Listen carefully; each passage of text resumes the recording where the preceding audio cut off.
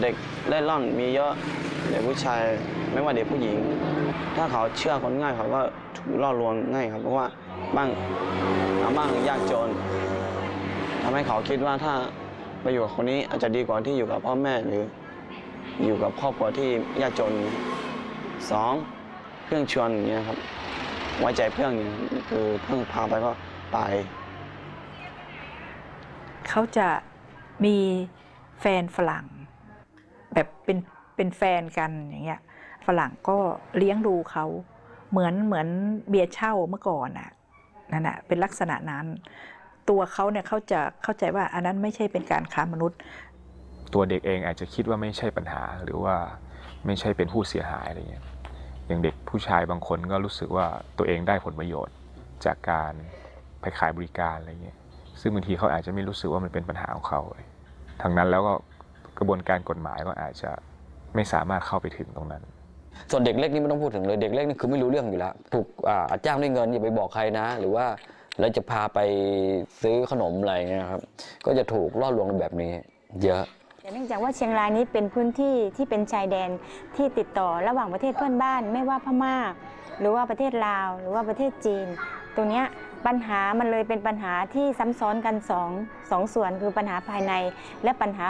ภายนอกที่เกิดจากการโยกย้ายเข้ามาในประเทศไทยแล้วก็ประสบปัญหาในพื้นที่อำเภอแม่สายเราจะมีในส่วนของกลุ่มเล่ร่อนที่ทั้งอยู่ในส่วนของแนวตะเข็บชายแดนของอำเภอแม่สายแล้วก็อยู่ในเขตของพื้นที่ท่าขี้เหล็กของประเทศพม่าเมื่อประมาณปี 2539-40-41 เข้าไปทำกิจกรรมในเรื่องของการพัฒนาคุณภาพชีวิตให้สำหรับเด็กกลุ่มนี้เท่าที่เราเข้าไปสัมผัสเนี่ยทำให้เราทราบว่าเด็กกลุ่มนี้เองก็ตกเป็นเหยื่อของการถูกพาไปขายบริการทางเพศด้วยเหมือนกันจากกลุ่มเป้าหมายที่เราเคยทำงานด้วยไม่ว่าจะเป็นกลุ่มเด็กขอทานกลุ่มเด็กที่มารับจ้างถ่ายรูปซึ่งในปัจจุบันนี้เนี่ยกลุ่มเด็กรับจ้างถ่ายรูปเนี่ยก็ไม่มีแล้วแต่ก่อนหน้านั้นเนี่ยกลุ่มเด็กตรงนี้ก็ได้มีการพลิกผันเข้าไปสู่ขบวนการ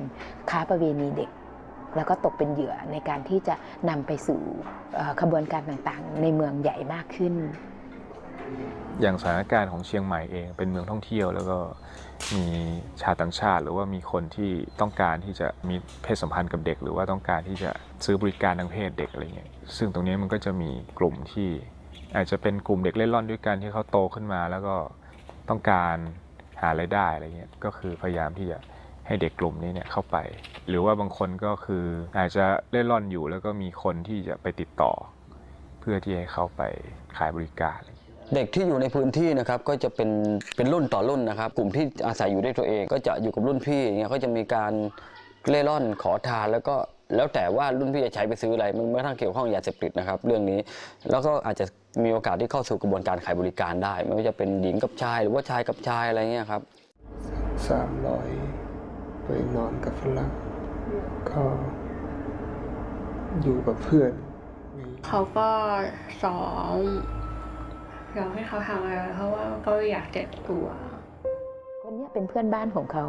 ที่รู้จักกับเขาเข้ามาชักชวนเพราะว่ามีบ่อยจากโรงแรมมาติดต่อในหน้าคนนี้ว่าให้ช่วยหาเด็กมาเปิดบริสุทธิ์ให้สำหรับนักท่องเที่ยวชาวญี่ปุ่นเป็นผู้สูงอายุที่เข้ามาแสวงประโยชน์ตรงนี้จากเด็กในประเทศไทยได้มีการละเมิดเด็กแล้วก็ได้มีการถ่ายภาพเด็กจากนักท่องเที่ยวคนนี้แม่เป็นคนนำพาเด็กไปส่งที่ล็อบบี้ของโรงแรมแต่เด็ก2 คนนี้ไม่ได้มาพร้อมกันได้มาคนละครั้งได้ค่าจ้างในการบริสุทธิ์30,000แต่ถึงมือแม่จริงๆ 10,000ค่าในหน้าให้สำหรับบ่อยค่าในหน้าสำหรับการมาติดต่อค่าจ้างสำหรับมอเตอร์ไซค์เอาไปส่งเขาไม่เคยครับคือชีวิตเขาจริงๆเขาลำบากมาก่อนเพราะเขามาอยู่เนี่ยได้เงินง่ายแล้วซื้อของนำไปสู่ในการฟุ่มเฟือยต่างๆก็จะซื้อในสินเขาไม่เคยได้ไม่ว่าจะเป็นเสื้อผ้าโทรศัพท์มือถืออะไรถ้าอยู่กับเพื่อนก็อาจจะมีการใช้ยาเสพติดเด็กผู้ชายจำนวน6 คนถูกนักท่องเที่ยวละเมิดทางเพศแล้วก็มีการถ่ายวิดีโอแล้วก็ส่งไปยังต่างประเทศคือนักท่องเที่ยวพวกนี้กลุ่มที่มาเจาะจงเฉพาะห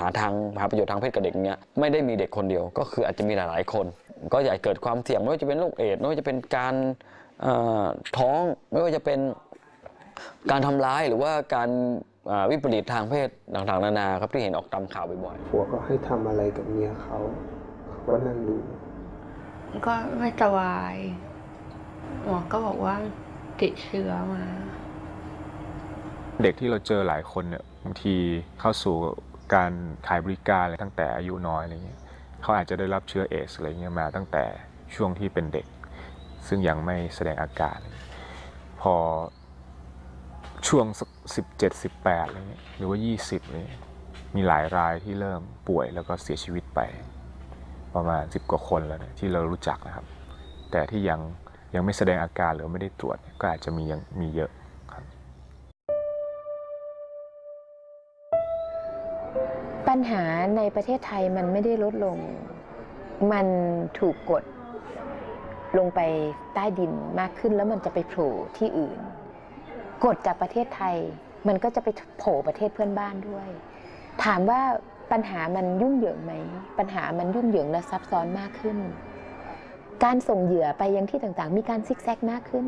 พี่มีเหยื่ออยู่รายหนึ่งอายุ13เป็นเด็กที่เกิดขึ้นอยู่ในอำเภอแม่สายถูกไปเปิดบริสุทธิ์ก่อนเสร็จแล้วก็มีในหน้านำพาเด็กเพื่อที่จะส่งออกมาเลเดินทางจากแม่สายมาพักอยู่ที่เชียงราย1 คืนเดินทางจากเชียงรายมาลำปางเพราะอะไรถึงต้องมาลำปางไม่มีด่านตรวจเด็กคนนี้ไม่มีสัญชาติไทยเดินทางจากลำปางทำไมต้องจากลำปางไปโคราชเส้นลำปางโคราชมีด่านตรวจไหมมีแต่ว่ามันไม่เข้มข้นเท่าเชียงรายลงกรุงเทพเดินทางจากลำปางไปโคราชจากโคราชลงกรุงเทพกรุงเทพลงใต้เห็นไหมคะเส้นทางเมื่อก่อนนี้เขาจะวิ่งแม่สายกรุงเทพลงใต้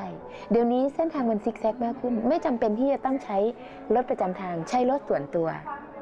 มันมีอะไรหลายๆอย่างที่มันเอื้อการออเดอร์ทางโทรศัพท์บางครั้งเขาออเดอร์กันทางอินเทอร์เน็ตเราแทบจะสกัดกั้นไม่ได้